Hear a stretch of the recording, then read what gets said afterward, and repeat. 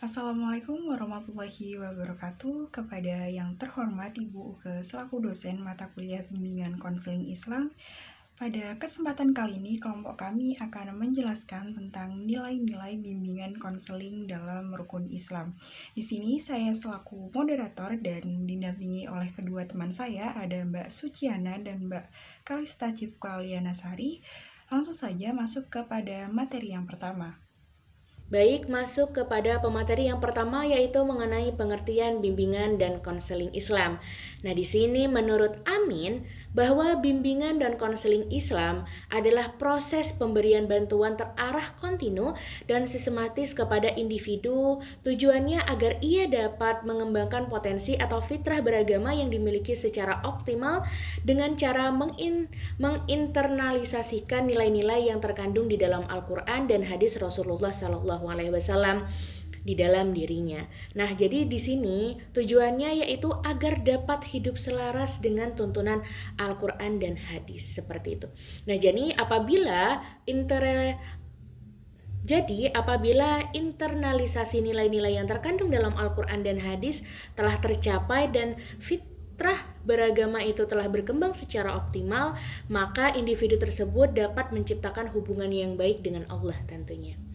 Nah, di sini untuk menentukan karakteristik manusia yang menjadi tujuan bimbingan Islam ini adalah manusia yang mempunyai hubungan baik dengan Allah sebagai hubungan vertikal atau hablum minallah, dan hubungan baik dengan sesama manusia dan lingkungan sebagai hubungan horizontal atau hablum minannas ya. Nah, jadi di sini menurut Sutoyo sendiri itu mengatakan bahwa hakikat bimbingan dan konseling Islam itu yaitu upaya untuk membantu individu belajar mengembangkan fitrah dan mengatur kembali kepada fitrahnya seperti itu. Baik, materi selanjutnya yakni pengertian nilai-nilai rukun Islam dalam bimbingan dan konseling Islam.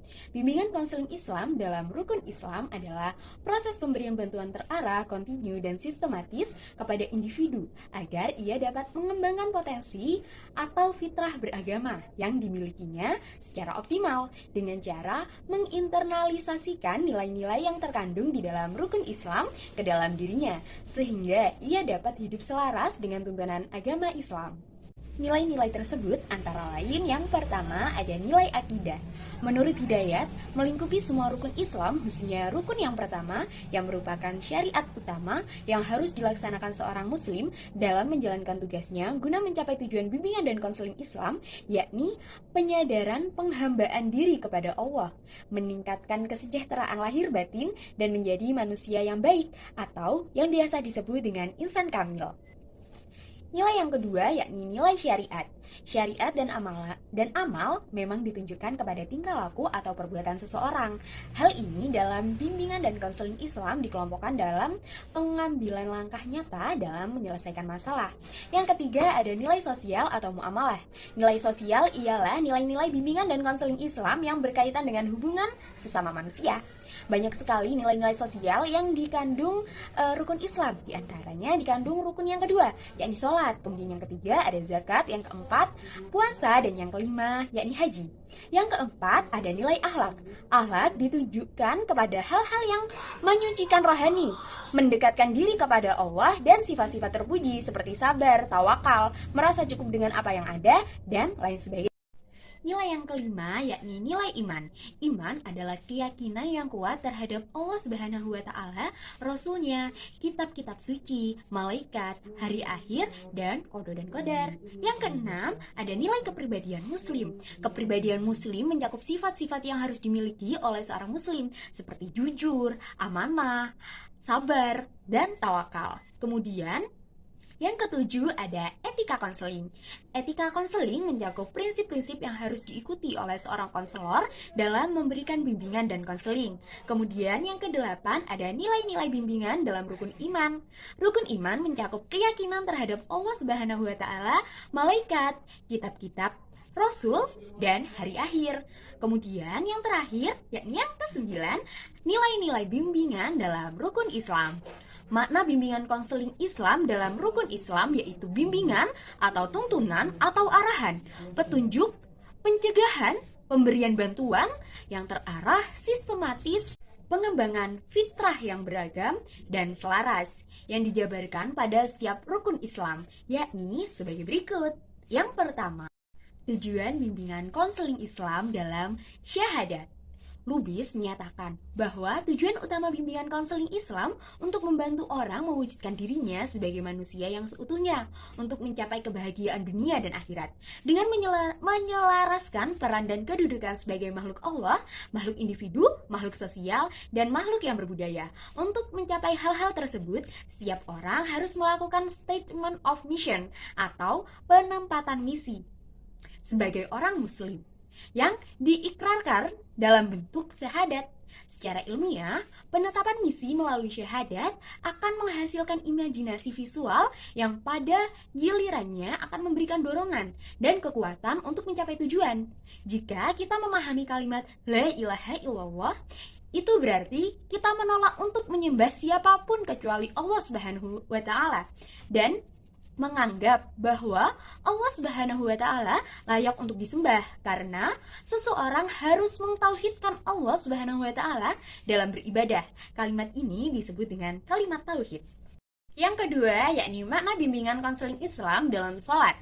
Ibnu Hajar al-Asqalani mengatakan yang dimaksud sholat ialah selalu melaksanakan atau semata-mata melakukannya. Jadi, makna bimbingan dan konseling Islam yang terkandung dalam sholat ialah continue. Salat adalah tiang agama dan bangunan Islam yang paling agung di antara kelima bangunannya. Sesudah dua kalimat syahadat, tempat dalam agama seperti tempat kepala terhadap tubuhnya. Maka sebagaimana orang yang tak berkepala tidak bisa hidup. Demikian pula orang yang tidak mengerjakan salat. Dalam surat Al-Ankabut ayat 45, Allah berfirman, sesungguhnya salat itu mencegah dari perbuatan-perbuatan keji dan mungkar. Dan sesungguhnya mengingat Allah dalam sholat adalah lebih besar keutamaannya dari ibadah-ibadah yang lain.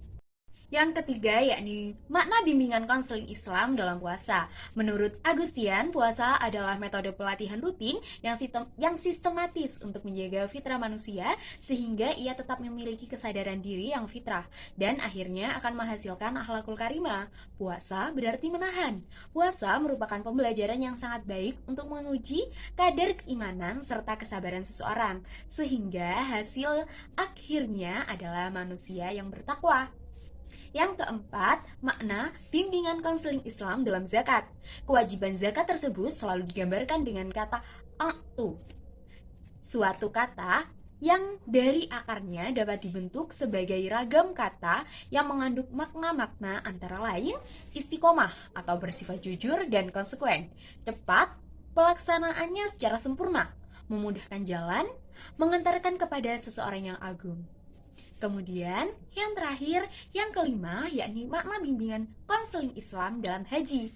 Perjalanan haji merupakan perjalanan spiritual manusia.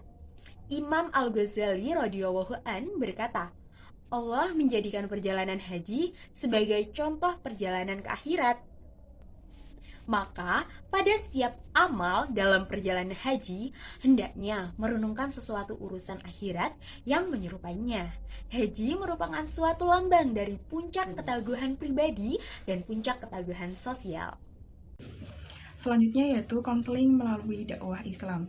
Dakwah melalui bimbingan dan konseling Islam adalah salah satu pendekatan dalam dakwah Islamiyah yang relatif baru dan mencoba menumbuhkan kesadaran untuk menginternalisasikan nilai-nilai dan ajaran Islam di kalangan tertentu yang sangat spesifik dan bersifat individual. Pendekatan ini memiliki karakteristik yakni terjalinnya hubungan personal antara pembimbing dengan yang dibimbing, serta mencoba menyelesaikan masalah kekinian dalam masyarakat. Selanjutnya yaitu layanan konseling Islam. Media sebagai sarana komunikasi yang berfungsi sebagai perantara pesan yang dikirim oleh pengirim ke penerima pesan, memiliki berbagai manfaat yang sangat besar, khususnya dalam aplikasi di bidang pendidikan termasuk bimbingan dan konseling Islam. Menurut Muntaha, manfaat media dalam bidang pendidikan terutama berkaitan dengan isi pesan yang hendak disampaikan media tersebut. Manfaatnya antara lain yang pertama mendidik. Isi informasi media adalah kabar-kabar baru, ilmu pengetahuan, dan juga artikel seputar proses pendidikan. Dengan isi seperti ini diharapkan semua audiens menjadi lebih terdidik karena dapat menyerap informasi pendidikan tambahan di luar jam pelajaran langsung dari narasumbernya. Dan yang kedua yaitu menghibur. Isi kandungan media juga tulisan humor serta kuis dan tebakan cerdas sehingga di dalamnya tersalip fungsi menghibur, mencerahkan, dan mencairkan suasana sehingga orang mudah tersadar kembali sebagai manusia. Dan yang ketiga yaitu mempengaruhi.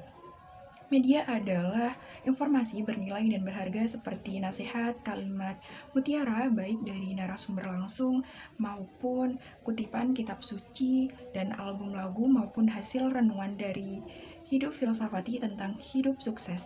Semuanya berkemungkinan besar dapat mempengaruhi jiwa dan diri para pembacanya. Dan yang keempat, menyampaikan kritik sosial. Media menjadi jembatan untuk mengakrabkan, menyampaikan masukan-masukan berharga secara tertulis, sehingga kritik dipahami sebagai masukan pelecut kekurangan dan pendorong kemajuan. Nah, baik materi selanjutnya yaitu tentang tujuan konseling Islam. Nah, jadi di sini tujuan konseling Islam itu yaitu untuk membantu klien nih agar ia dapat memiliki pengetahuan tentang posisi dirinya dan memiliki keberanian mengambil keputusan untuk melakukan suatu perbuatan yang dipandang baik kayak gitu. Nah, di sini adapun tujuan khususnya konseling Islam menurut Ahmad Mubarak. Nah, yang pertama yaitu untuk membantu klien agar tidak menghadapi masalah tentunya. Dan yang selanjutnya yaitu jika seseorang terlanjur bermasalah, maka konseling dilakukan dengan tujuan membantu klien agar bisa mengatasi masalah yang dihadapi. Dan yang terakhir, kepada klien yang sudah berhasil disembuhkan, maka konseling Islam itu sendiri bertujuan agar klien dapat memelihara keseragaman jiwanya dan bahkan dapat membanggakan potensi dirinya supaya tidak menjadi sumber masalah bagi dirinya dan orang lain tentunya. Oke, baik teman-teman, itulah tadi penjelasan yang telah saya dan teman-teman saya sampaikan, di mana menjelaskan apa saja sih isi yang ada dalam nilai-nilai bimbingan konseling dalam rukun Islam. Semoga apa yang telah kami sampaikan tadi bisa menjadi bermanfaat dan menjadi inspirasi buat teman-teman. Wassalamualaikum warahmatullahi wabarakatuh.